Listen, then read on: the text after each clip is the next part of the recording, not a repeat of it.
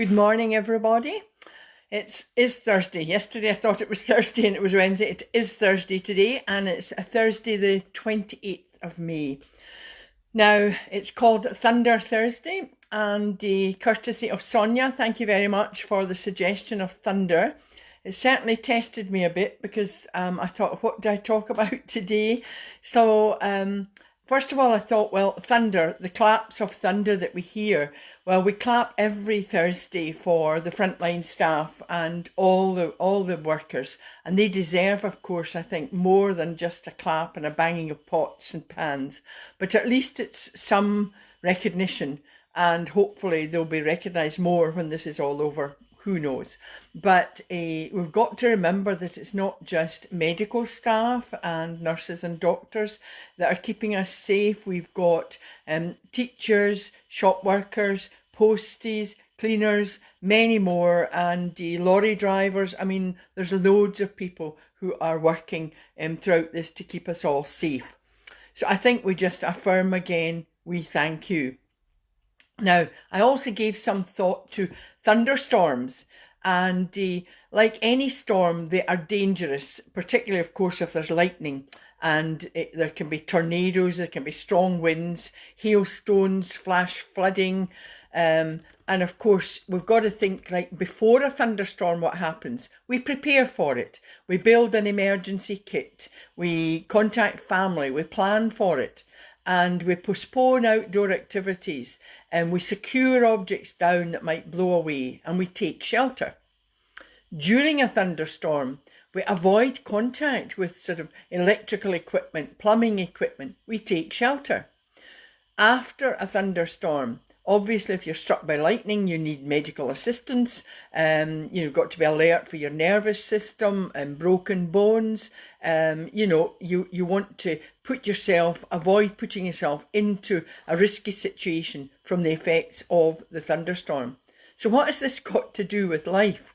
Well, every day we have to deal with different thunderstorms in the form of different people from all walks of life, and people around you who are dramatic, they're emotionally volatile, they're angry, they're overreacting, they're often even maybe oversensitive. And this can be a partner, it can be a family member, it can be a colleague. So this can be very challenging for you, and you're always many will resonate with this, you're kind of walking on eggshells.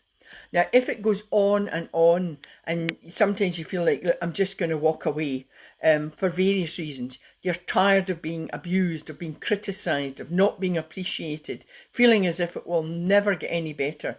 And actually, in many cases, it probably won't. Remember, you can't change someone else. You can only change yourself. You can get frustrated and angry and fed up, trying to find, always trying to explain how you feel. You're defending your actions. You're defending everything. How was it my fault? You try to calm the person down. So it's very, very difficult. So how do you cope? People who are volatile might be this way for many reasons. So if you're understanding, obviously, then there are people who might be angry, they have depression, anxiety, and other possible perhaps mental disorders, bipolar people, where there are mood swings up and down from extremely positive to totally negative and depressive within just a matter of hours, sometimes even less. Sometimes the mood swings are less dramatic, but there are longer periods of maybe depression and self-blame, irritability, impulsiveness, and often abuse of substances, alcohol and others. But even when people are having a meltdown or exploding with anger, you need to know how to handle them and handle the situation. So the first thing to do is listen, learn to listen. Now, don't try to reason with them. That's just not going to work, because if you're moving towards the thunderstorm, during it, and even after it, you need to wait until they calm down. If you try to reason, sometimes they get worse, they get more angry, and you even get angry. So it's like throwing petrol on a fire. So if you listen and say nothing, just breathe, take the deep breath that I've talked about often, and then the other person might calm down, not always. Of course, listening does not mean giving in to the outbursts or accepting their behaviour. And if there is any risk at all to any kind of physical, mental, emotional abuse, then really you need to take shelter out of the storm. And just like the thunderstorm, take shelter. And I've talked a lot in these videos about it can be difficult to get away, particularly in these times. Get to a bathroom, lock the door. I mean, there's obviously extreme cases where really you need to get out, but take shelter and hopefully calm yourself down. So try not to take it personally. Often these people have no idea why they're starting the thunderstorm and continuing with it. So they're not attacking you. Sometimes they might, so you've got to get out, but they're not really attacking you personally. So you say in your head, if it's somebody perhaps who has a mental disorder and you know about it, then you can see this person is struggling. Now that's easier said than done, but it does help you to stop taking it personally. And remember yesterday I talked about like boundaries. That once the storm is over, not during, not before, during, or quite a bit after the storm, you have to set boundaries and limits to take care of yourself. Communicate these with clarity. And we know in these difficult times we've had many messages that have not been clear. And I know lots of people have said to me, well, they are clear. But I was told even in an organisational work situation that if you're giving a message to somebody and even one person doesn't understand it, your message has not been clear. So be clear and let the other person know that what you won't tolerate being mistreated. You won't tolerate their behaviour. But of course that can only be done once the storm is over and they are calm. Now it may be possible then, not always, but to ask them what can you do to help them. Maybe if they are on medication or something, maybe they've forgotten to take it. But don't put yourself at risk. But you can maybe help them from having these outbursts. But that's only possible if it's a rational conversation, two rational, calm people. And you're trying to calm everything down. It's not always possible. And the answer again is take shelter. Leave them alone. Remove yourself from the situation. Go for a walk if you can in nature. Take your deep breathing and use your imagination, like my ABC, which we've talked about throughout. Very effective to calm you down and even re-energize you to feel more confident about yourself. This is a difficult one. Be aware of when the thunderstorm is about to happen. Now, there are often signs of nature's thunderstorm. You get that sense, that tension in the air. It can be the same with a person. If you've lived with this person, you probably know, and you're becoming even more careful and walking on these eggshells. And you kind of have a sense of when they're going to have this outburst. If they are, I would remove myself. There's nothing you can do with people who are going through that complete meltdown.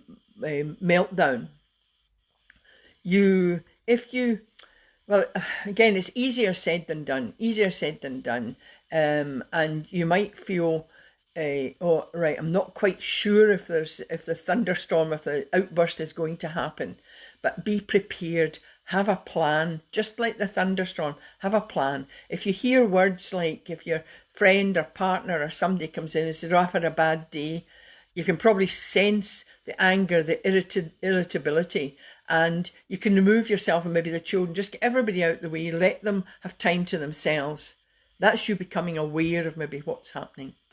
But don't walk on eggshells. I mean, this is something that many people experience, been there myself, so I have personal experience of this, but you never know when they're going to explode. You try to be empathetic. Oh, they've had a bad day, you need to be careful. It sometimes just doesn't work. And all you do is you keep trying. It's like try again, while the other person's behaviour just stays the same. So if having empathy and understanding is not working, what do we do again? we take shelter. We need to consider your choices. What choices do you have? Now, this might include leaving. If it's a personal relationship and you're in any way frightened or scared or at risk, you really need to walk away. If it's a workplace, that's more difficult, but you should report it.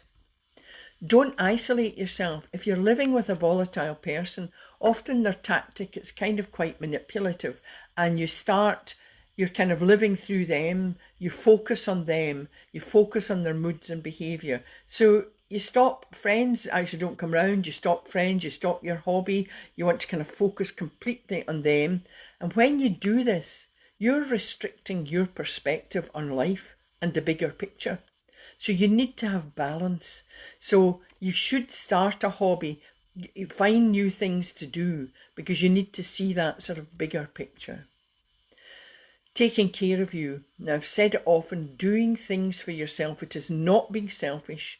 It's when you look after yourself, you calm down, you see things from another perspective.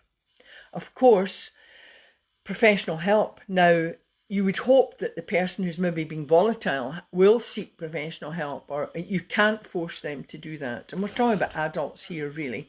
But if you're finding this overwhelming, you can seek the professional help. You know, if you're finding it extremely difficult to live, you're constantly on eggshells, then you can seek professional help. And of course, there are small things you can do. You do have choices, and you know, you can walk away, you can take shelter, and particularly if there's a risk to your health, whether it's physical, mental, or emotional. Now, I stress, because this is not easy, you might feel you can't walk away, and you say to yourself, oh, it's not that bad, you know, oh, there's no physical abuse, I'm really okay. But actually remember, emotional abuse is just as damaging, sometimes more so, because you don't see the physical scars. And you probably maybe put a smile on things, and you appear as if everything's happy on the outside. Nobody else knows. So if you stay and you feel you can't move away, you need to learn to manage day to day. And that's where my proven psychological techniques, my ABC and other techniques I have on my mind circles, they actually can help if you use them regularly and make them a good habit. You need to consider, of course, what's your bottom line? What will you put up with if you're not going to walk away? You might feel trapped. You're living with this thunderstorm, not knowing when there'll be another thunderstorm, when it might start, how long it will last. I mean, when will it be over, or will it ever be over until the next time? And this can lead to your depression. So you need to consider what you can and can't tolerate.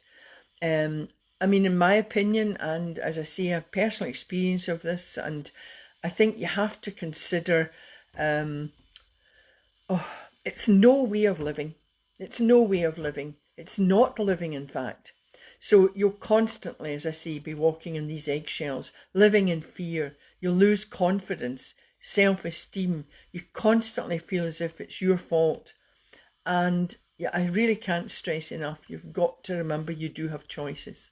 So take a moment to think about how you would like to live your life. Sometimes we're frightened of being alone. But remember, you can be alone, but not lonely. You can be with someone and surrounded by friends, people, and you will feel lonely. So it takes courage to stand alone. And this brings me to Joe, a good friend, posted up yesterday. It was on Facebook, but it was lovely. And it was a post that just seemed so apt when I was considering the Thunder title for today. And this was the Wordsworth Wisdom during troubled times. And during the pandemic, which is really troubled times, it's like a thunderstorm.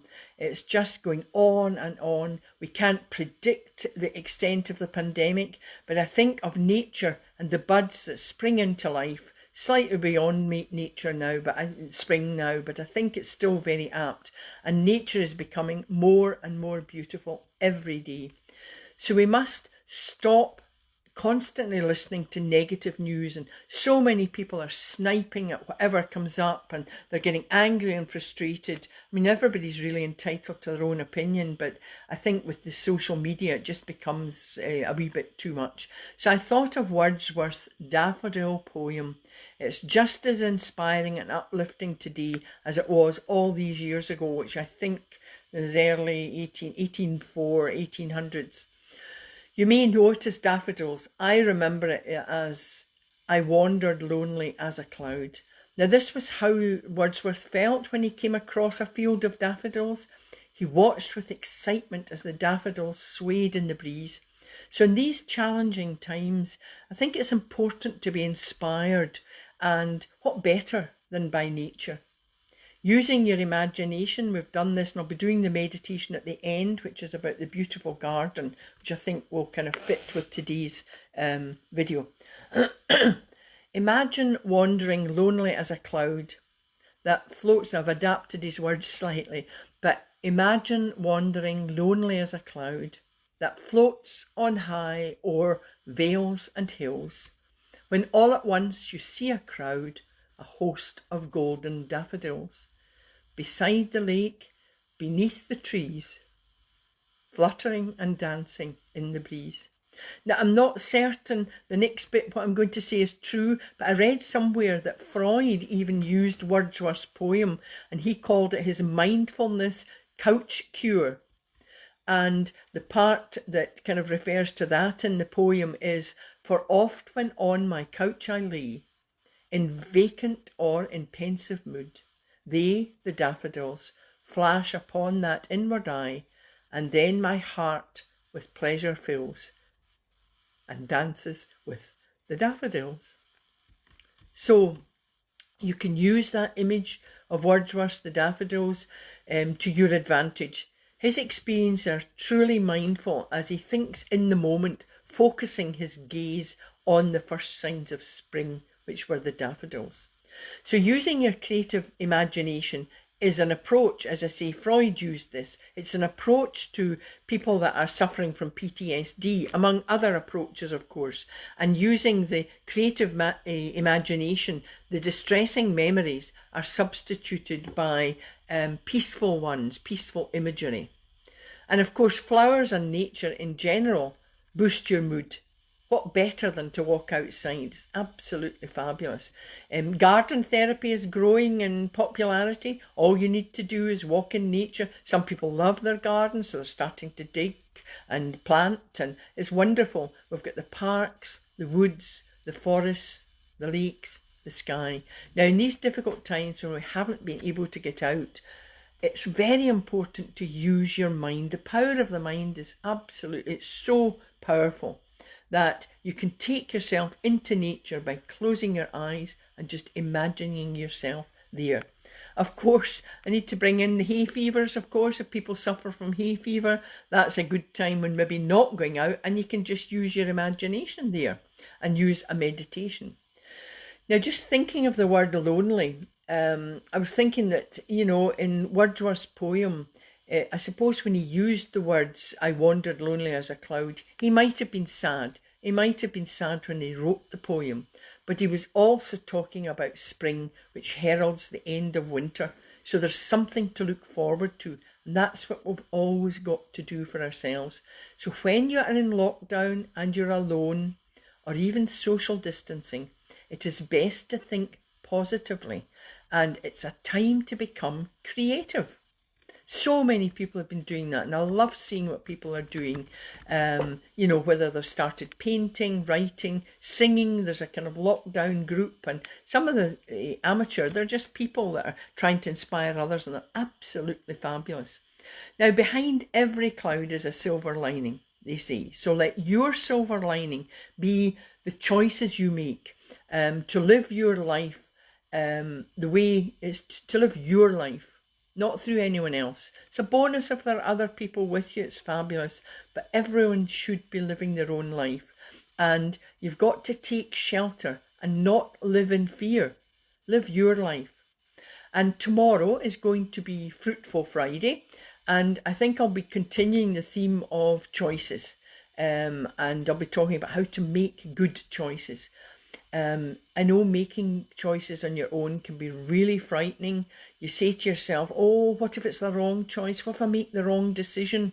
Well, as I've said before, I've made many wrong decisions in life, but I use them as opportunities. They're opportunities to learn.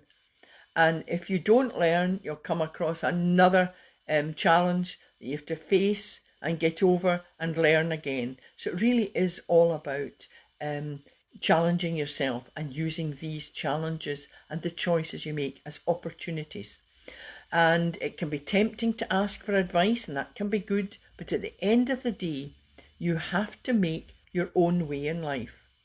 And practice making decisions. You could make small decisions. It can be very frightening if it's a big decision, but you can practice making small decisions for yourself.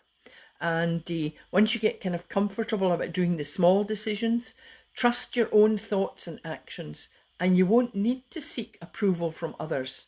I think when we're insecure, and I mean, again, been there myself, that you think, oh, I need to ask somebody, what do I look like? Is this all right? In all walks of life. So, you're not alone. Many people feel this way. And hopefully when I've been talking about this, lots of people will resonate with what I'm talking about. So a wee exercise maybe for you for tomorrow before you tune in to Fruitful Friday. Just take a moment today and think about what choices you make. What choices have you made in the past? And more important, what did you learn from them? So we'll end now with a Mind Bites meditation. And today, what was I going to do? Yes, a beautiful garden. This helps you focus, and you'll find that I'm just trying to see. Was it the beautiful garden? I don't know. That's the one with the flowers. Yeah, I think we'll do the beautiful garden because that helps you focus on nature, and it will help you consider all your choices. You're going to look at different flowers, and it helps you to move forward. So let's just go into the meditation, which is using our creative imagination. And we can affirm before we start using the 3 P's. The P for personal, P for positive, and P for past or present tense. So let's, what will we see? Just now we could see, I am calm. I feel good. Anything that's short, it doesn't need to be something long. And the deep breathing, which calms us but also energizes us, because you need to bring oxygen into the body. So you do your deep breathing, remember, by when you breathe in, not from the shoulders but from the diaphragm, lower diaphragm and tummy, and as you breathe in, it blows out like a balloon, as if you're blowing up a balloon, and then hold, and then when you exhale through the mouth, the balloon goes in. So that's your deep breathing. And we'll go into the meditation, the C, which is the creative mindfulness meditation. So feet on the ground again and shoulders back, and just relax. Now we close our eyes and we take a deep breath in through the nose and hold, and then exhale through the mouth. Now take a moment to imagine all the flowers. Admire all the flowers, their beauty, the glorious colours. Imagine roses, lilies, pansies, bluebells, daffodils, your own favourite flower. Take a moment to smell the scent. Admire the colour. Feel the softness of the petal. The beauty of nature is all around. Now take a deep breath in through the nose and hold and exhale. When you take another deep breath in, Let the scent of the flowers flow into your body. Let the beauty of nature fill your mind. And hold this in your mind. Take another deep breath in through the nose, and as you exhale, you can say to yourself, I am aware of beauty all around. I understand the creativity of nature. I feel relaxed. I am calm. I feel balanced in body and mind. I feel marvelous. I feel awesome. I know I make the right choices.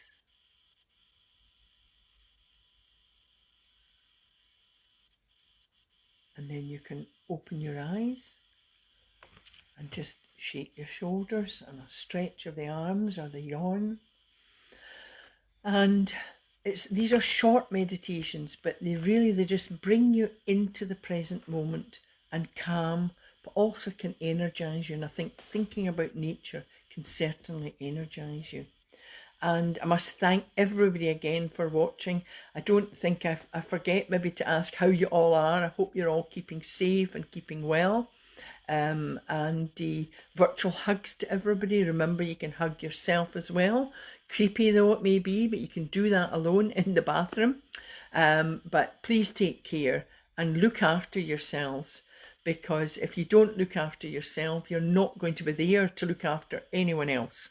So it's like kind of more than that. I hope we're almost reaching the stage of loving ourselves, a bit like the parrot in the mirror. Remember, I love you, I love you. You need to really look after yourself. Now, I asked yesterday and I did get responses. Thank you very much. I'm going to be moving. I was considering moving. Was it once a week, twice a week, or 3 times a week? And the result of the majority is 3 times a week. So as from Monday, the 1st of June, I'm going to be moving to 3 times a week, still at 10 a.m, Monday, Wednesday and Friday. I know maybe with people going back to work, 10 a.m. might not suit, but then I repeat the videos on the YouTube channel and hopefully you can watch it again at your leisure. So thank you again, everyone, for listening in and watching in this morning, and I hope you've got a fabulous day ahead. Just take care of yourselves. Virtual hugs, kisses to everybody. See you tomorrow. Okay, bye.